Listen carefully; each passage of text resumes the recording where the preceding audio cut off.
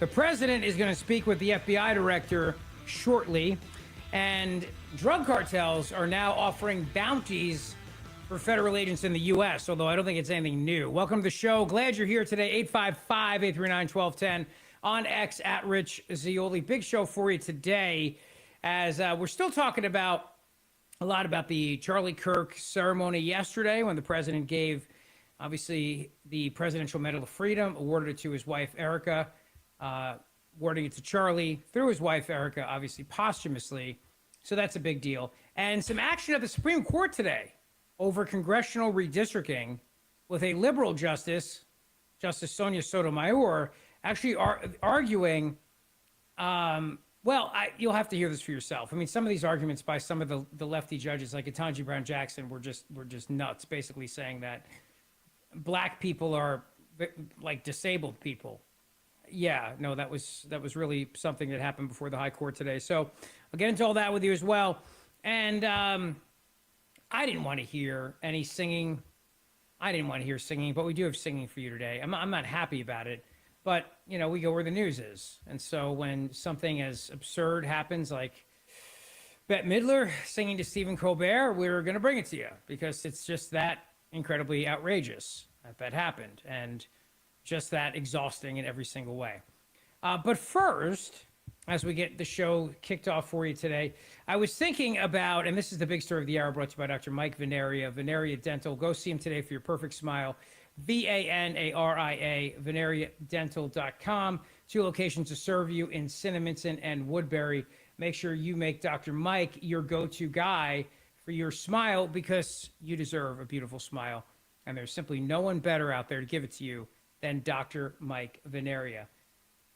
The question I think on everybody's minds right now is still the economy and whether or not the Fed is going to cut interest rates again. Obviously, the Fed chair was in Philadelphia yesterday, and he was speaking about this, and he's concerned that we're deporting too many people, and too many illegal immigrants are being deported, and so that's why he may not be able to cut rates at least as much as people want. I think he's going to cut them by probably another 25 basis points, but I think people were hoping for a 50% or 50 basis point cut. But he's kind of blaming that, which is bizarre. But we'll talk to Dr. E.J. Antoni on that a little bit later. Zora Mamdani is actually on Fox News today talking with Martha McCallum. I don't exactly know what the purpose of that is, other than to say that I guess Mamdani feels pretty good about his chances winning because he's going on Fox News. Yeah, I guess he feels like he might as well start to cut into enemy territory at this point. Hopefully Martha McCallum will ask him something that will backfire on him, and maybe it'll lead to the end of that guy's race, because I do think he's going to be terrible for New York City. I really do. And as much as I think he'll be great for the Republican Party going forward, as I think the Republican Party will benefit from having a socialist kook like this in New York City, the damage that it will do to the city itself, I think, is going to be just incalculable. I really do. I think it's just going to be bad. He's reckless, and he is so, I mean, the whole defund the police thing, but it's bigger than that with him. At one point, for Christopher Columbus, he went after Columbus too. No surprise there. Lefty progressive kook mayor. And he also has been talking extensively now about releasing people from jail. Now, I'm all for releasing people from jail if they deserve it and they've earned it, they've done their time, or they're crime was something that maybe they should not have been locked up for in the first place. The problem is, though, Mamdani pretty much believes that's everybody who's ever been locked up. And New York City is facing a moment, as the United States is right now, where you've got crime in a lot of places, particularly around illegal gang. I mean, all gangs are illegal for the most part, except for like the Girl Scouts, but illegal gangs, drugs, human trafficking, and of course, people coming across the border. The fight that you're going to see as the resistance to Donald Trump heats up, the fight you're going to see is actually around Democrats who are going to be standing more and more with illegal immigrants who are criminals, because it's the only way to placate their base. I mean, their base at this point is all in on this idea that these people are victims of slavery, would be an absolute disgrace. So you look at people like Zora Mamdani, you look at other people like this, and you turn around and you go, well, wait a second. Are they going to take the side of the illegal immigrant? Yeah, they are. They are, because that's where the Democrat Party is right now, which means you have to judge every single Democrat on that point. You can't act like they're this small group of people within a party. These are not some people that, you're having a block party and some people show up across the street. You didn't really want them to come, and now you feel awkward. You don't know what to do with them. They brought, like a pot roast, something that nobody really wanted for a block party. And you just kind of wait it out because you want to be a nice neighbor. When you've got crazy people in the Democrat Party base like this, you got to judge the whole party based on it. I'm sorry. And that includes Mikey Sherrill, the Democrat candidate for governor of New Jersey, who has said she backs Zohran Mamdani. Now, she's also saying it's New York and not New Jersey. And she's focused on New Jersey. That's a tell when they do that. That means that they're afraid to denounce them because they don't want to lose any of the kooks in their base coming out to vote for them. They know it's bad with people with brains. So people with brains know that standing with a guy like that is bad news for everybody. But at the same time, they're worried about the kooks in their party, so they don't want to upset them. So they turn around and they go, well, this is not my race. I'm running for governor of New Jersey, not New York City. All right, well, denounce the guy then. Say that he's bad for your state. He's bad for your party. He's bad for America. But they won't do that. And it's the same exact problem Kamala Harris had in the general election when she refused to denounce a lot of the people in the Democrat Party that are the problems. And when you don't do that, that sends a clear message to the American people. And the message that sends is, these are going to be my people. I'm standing with them. This is the Democrat Party. And I think it backfires in a big way. And I don't know if there's a way to calculate that in terms of a general election in the state of New Jersey. I just know that from people I talk to, they're very worried that if this guy Mamdani becomes mayor of New York City, he'll steamroll right over a person like Mikey Sherrill if she's governor. Steamroll right over him. Now, the polls look like he's going to win. No-cost childcare and fare free buses and stabilized rent, and he doesn't want billionaires, and of course he wants to raise taxes on everybody. And it's going to be an exodus. But from the perspective of New Jersey, you have a commuter tax. When you drive into New York City, as a lot of people do, you get hit with that commuter tax. Is Mikey Sherrill really going to take Zohran Mamdani on about that? No, of course not. She can't. This is the crux of the problem with the Democrats. Look at John Fetterman. John Fetterman comes out and says positive things about Israel. He commends the president on getting the hostages released. What happens? The Democrat base goes crazy, and they talk about primarying John Fetterman. John Fetterman is going to get a primary. The only question is, how serious and significant is it going to be for John Fetterman, and can he survive it? Will he even bother running again? Will he even bother running? Because even though he votes like a Democrat, it's not enough. You can't just vote like one. You have to now embrace all the crazy ideas that they have, or else you get a primary. Why are we talking today, as a matter of fact, about air traffic controllers not getting paid? So they already have one of the most high-stress jobs in the world. You're an air traffic controller dealing with outdated systems that are so antiquated, it's like you're playing Pong. I mean, literally. You look at those screens the air traffic controllers use, and it is like you're playing the game of Pong. The classic 1979 video game. Maybe even earlier than 79. So they're already dealing with one of the most high-stress jobs in the world. Now they're not getting paid. Today's payday, and they're not getting paid. Now, the Democrats are still going with the shutdown. Why? Why? Why are they still going? Because the base demands it. The base says you have to be the resistance to Trump. You have to be. We don't want you compromising with the guy. We don't want you working with the guy, period. That's why there's a government shutdown. There's no other reason for it. We're talking about 75 days till they have to redo all this again. They could easily reopen the government now and then spend the next 75 days fighting and then go through this whole process again. They could, but they're not going to, because the base is demanding that they be the resistance. They stand up to Trump on all costs. So today you've got these air traffic controllers dealing with one of the most stressful jobs, not getting paid. And so the president says, I'm going to pay the military. I'm going to find funds from the Department of War, and we're going to make sure the military gets paid. Okay, that's great. That's great. That's fantastic. That's what should happen. And what happens? The Democrats freak out and go, you can't do that. You can't pay the military. Only Congress is allowed to make payments. You can't do that. Now, he's using it for money that's already been appropriated to the Department of War. He's not printing money. He's not turning on the money print press over at the Philadelphia Mint, but it doesn't matter. They don't like the fact that he's doing that. So they're against it.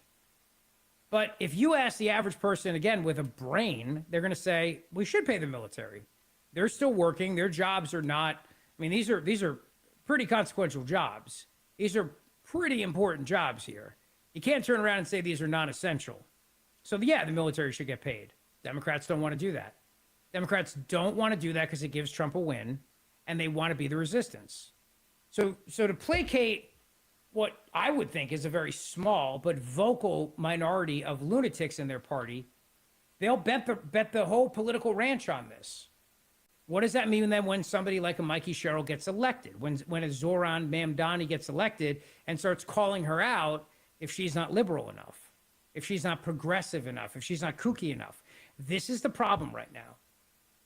Even if somebody says they're going to be a mainstream centrist Democrat, and Mikey Sherrill's certainly not saying that, but even if people say that, they can't be, because other people within their party will turn around and will come after them for that. They'll come after him for it. And they will turn around and they will say, you are not being helpful. Now, Hakeem Jeffries is the great example of this. He's leading the shutdown along with Chuck Schumer. He is absolutely in no way, shape, or form wanting to see this government reopen. In no way does he care about the air traffic controllers or anybody else not getting a paycheck today. What they care about is being the resistance to Donald Trump. That is entirely what the Democrat Party is based on, being the resistance to Donald Trump. Let's begin there, shall we, with cut number 19, Hakeem Jeffries, the House Minority Leader, screaming at a press conference on Capitol Hill. They have no interest in seeing the government reopen, no interest in working with the president on this, and no interest in giving him a win. It's just purely about being the resistance to everything he does. That is today's Democrat Party. So every Democrat at every level now has to be judged against that. Because how can you possibly speak up against that unless you're John Fetterman, in which case then, well, you're going to get a primary challenge. The mere fact that John Fetterman says the government should be open, and the mere fact that he votes to open the government means, guess what? You're getting a primary challenge. Not you may be doing what's in the best interest of your state, maybe doing what's in the best interest of your country. No. You're crossing us. You're not being a good member of the resistance. So for that, you're getting a primary challenge. Here's Hakeem Jeffries, cut 19. Good morning. Good morning. Thank you to my Democratic colleagues for your presence, for your unity, for your strength, and for your leadership. I'm deeply appreciative that we've been joined today by three extraordinary, hardworking American taxpayers, Heather, Jackie, and Jonna, whose lives are being upended by the government shutdown and the Republican healthcare crisis. And they are here to tell their stories. Donald Trump and Republicans in Congress have shut down the government 15 days ago. How?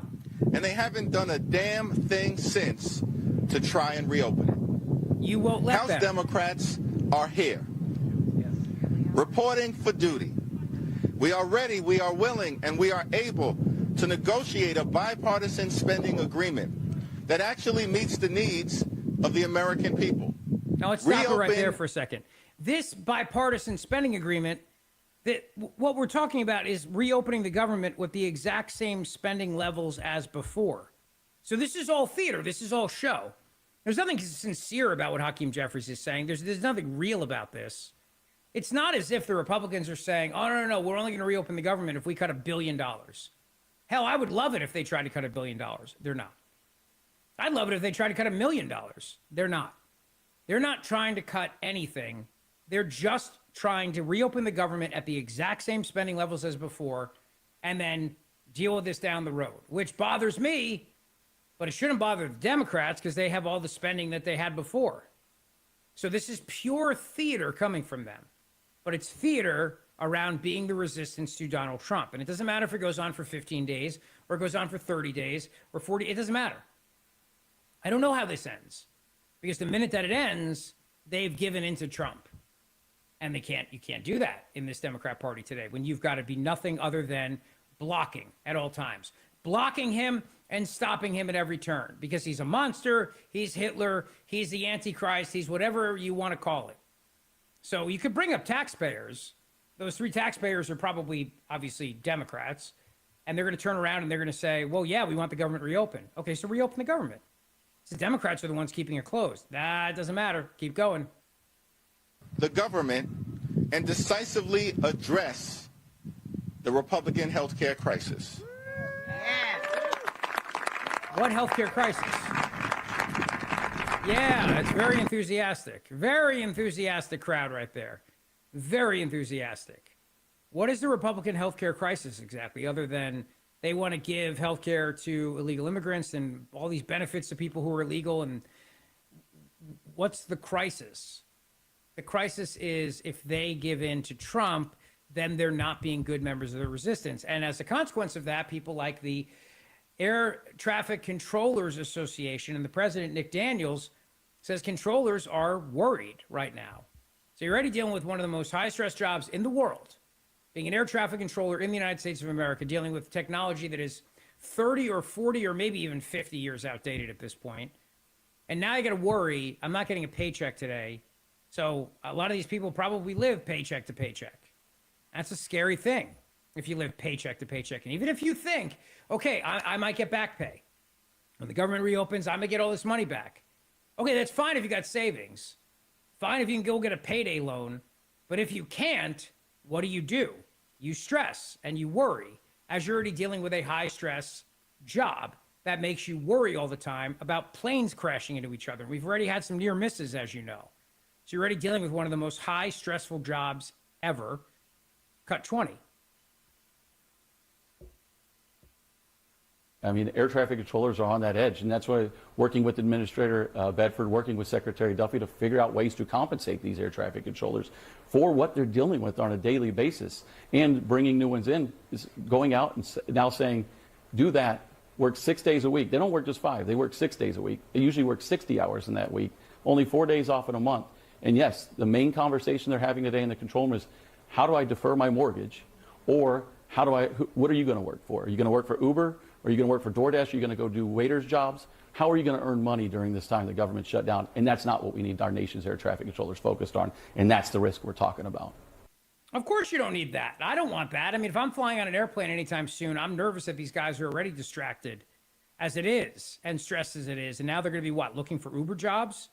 Looking to figure out how they can drive for DoorDash? Figuring out as they're dealing with how they can delay their mortgage payment. And I get it. I mean, there are banks, you go online to your bank, it may say, are you impacted by the government shutdown? Click here. Okay, that may buy you some time in some cases, but not in a lot of other areas.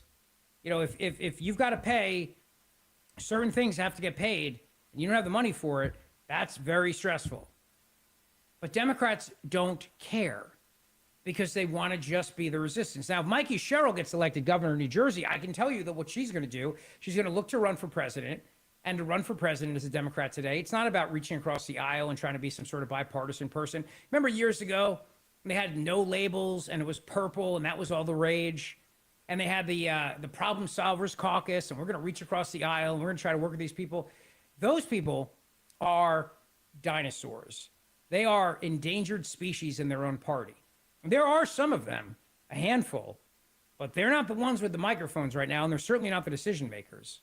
The decision makers at the top, the Hakeem Jeffries, the Chuck Schumers, well, they're worried about the Mandamis, the AOCs, and everybody else. So again, if Mikey Sherrill becomes governor and she wants to run for president, and of course she's going to, because why not? You'd be a woman governor of New Jersey. You instantly, it's the pathway to the White House. All these other people who get in there, they want to run for president someday. So who are you going to try to impress? You're going to try to impress the people that are looking for bipartisanship?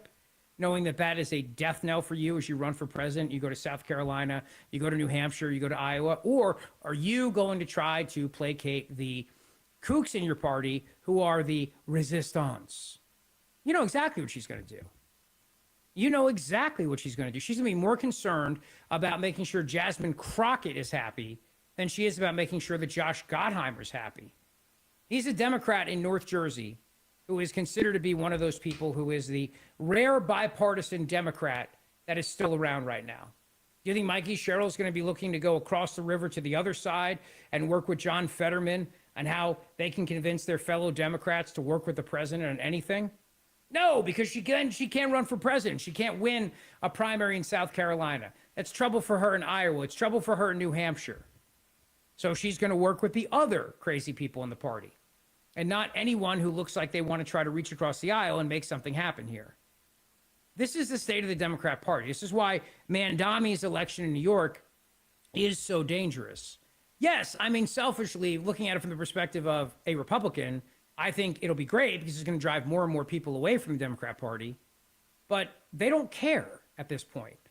When you have a party that is absolutely about your base, and your base is a fringe group, but they are loud and they vote in primaries, and your party is catering to them, it doesn't matter if you try to be a problem solver. It doesn't matter if you try to be a consensus builder. You'll face a primary. John Fetterman may get a lot of accolades from Republicans and even some voters out there who consider themselves to be moderates or middle of the road, but he's going to face a primary challenge because he dared to say, I will compromise with these people. I want to work with these people. I want to give the president credit on things. This is a bad place to be right now in American politics, and I'm sorry, but it is one political party that, again, one political party with their over-the-top rhetoric comparing Trump to Hitler, and one political party right now that is holding the government hostage. No, I'm fine. If, you want to keep the government shut down, and you want to make actual cuts, and you want to cut money, and you want to do this, but don't be fooled into thinking these Democrats are doing this because there's some sort of fiscal conservatives, or they've had this awakening now where they've decided to see the light and realize government's too big, and we have too many people working here, and we got to do something about it. Don't fall for that for a second, please, because I promise you that is a gigantic lie. 855-839-1210 on X at Rich Zeoli. Big show for you today.